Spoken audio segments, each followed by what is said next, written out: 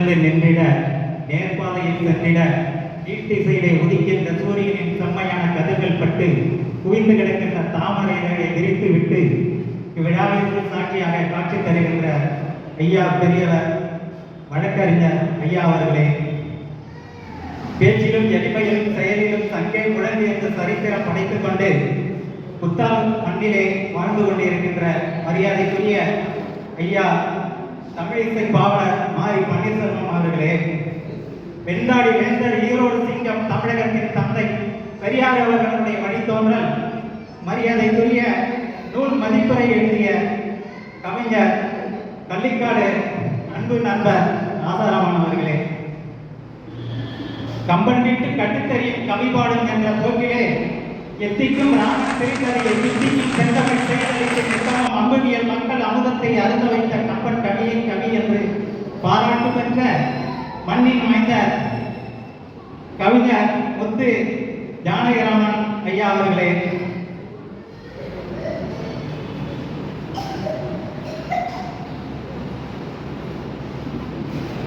அஞ்சா நெஞ்சம் அற்புத சிங்கம் மராட்டிய மாமன்னர் வீர சிவாஜி துடிக்கும் கரங்கள் இளைஞரின் இளைய தளபதியாக விளங்கி கொண்டு மேடையிலே ஏற்றி கலைமாறன் போன்றவர்களையும் என்னையும் மேடையில் ஏற்றி அழகு பார்த்த போராளி தமிழ் போராளி ஐயா வாய்மை இளைஞரன் அவர்களே, இவ்விழாவிற்கு வருகை தந்து சிறப்பித்துக் கொண்டிருக்கின்ற நூல் வெளியீட்டு விழாவிலே பங்கேற்று சிறப்புரை ஆற்றிக் கொண்டிருக்கிற அமர்ந்திருக்கின்ற ஐயா வேளம்மாள் தாளாளர் அவர்களே, பள்ளி தாளாளர் அவர்களே, இன்னும் இந்த ஏற்புரை நிகழ்த்து கவிஞர் ஏற்புரை நிகழ்த்த அவருடைய மனைவி பெரும் திரளாக உதவியாக இருந்ததாக, எந்த ஆணுக்கு பின்னாலும் ஒரு பெண் இருப்பார், அவருக்கு வெற்றிக்கு காரணமாக இருப்பார் என்று சொன்னார். அதே போல எங்களுடைய பள்ளியினுடைய தலைமை ஆசிரியர் மலர்விழி ரவிச்சந்திரன் அவர்களையும் இங்கே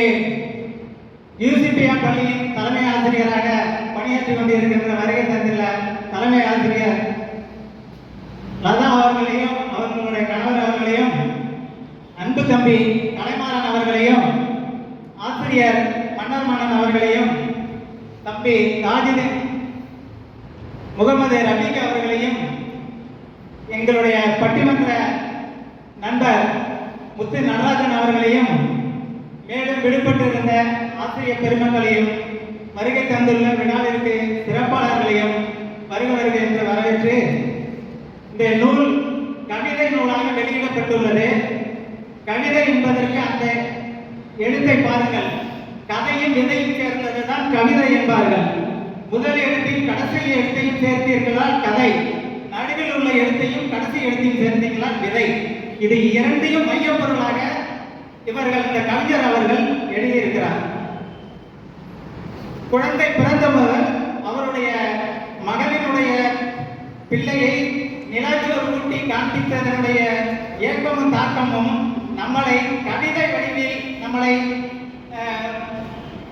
நிலாச்சோர் ஊட்டி கொண்டிருக்கின்றார். அவருடைய ஆர்வத்திற்கு ஒரு காரணம் திருக்கோளை மண்ணில், திருக்கோளை தாலுகாவில் பிறந்ததனுடைய மண்ணில் பிறந்ததனாலேயே என்னவோ தெரியல, காலம் கடந்து இந்த கவிதை நூலை எழுதியிருக்கிறார். அதற்கும் ஒரு நன்றியை கூறி, ஒரு குழந்தை நான் பள்ளியில் பேசும்பொழுது பேசுவேன், ஒரு குழந்தை பிறந்தபடி அதனை நன்றாக வளர்த்தபடி 5 வயது நிரம்பியபடி அரசாங்க பள்ளியில் சேர்த்தபடி அரசு சட்டப்படி பாட திட்டப்படி ஆசிரியர் நடத்தியபடி வினாத்தாள் கேட்டபடி வினாத்தாளில் எழுதியபடி ஆசிரியர் திருத்தியபடி மதிப்பெண் இட்டபடி தேர்ச்சி பெற்றபடி அதை கேட்டு நான் மகிழ்படி என்று சொல்லுவேன். நான் கேட்டு மகிழ்படி, நான் சொல்லுவதெல்லாம் எப்படி நீ சிந்தித்துப்படி, இதுவே உன் வாழ்க்கையின் முதல் படி என்று கூறுவேன். அதை போல இந்த நிலாச்சோர் கவிதை நூலில் நான் நன்றாக படிப்போம்.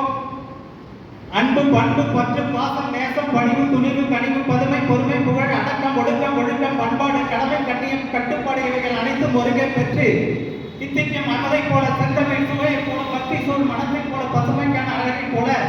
உத்தமர் உறவை போல உன்னத எண்ணம் போல 8 திசைகளிலும் இந்த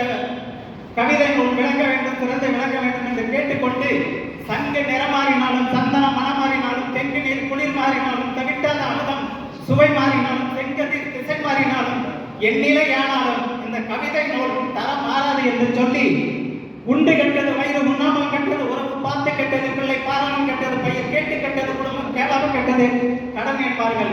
அந்த 6 வரிக்கு இணங்க புளிப்பு இனிப்பு கசப்பு கார்ப்பு உவர்ப்பு துவர்ப்பு அரிசுவையும் ஒன்று சேர்த்து செயற்கை பொருளை பயன்படுத்தி செயலிழந்து நிற்காமல் இயற்கை பொருளை பயன்படுத்தி வாழ்ந்து காட்டுவோம் என்று உங்கள் முன் கேட்டுக்கொண்டு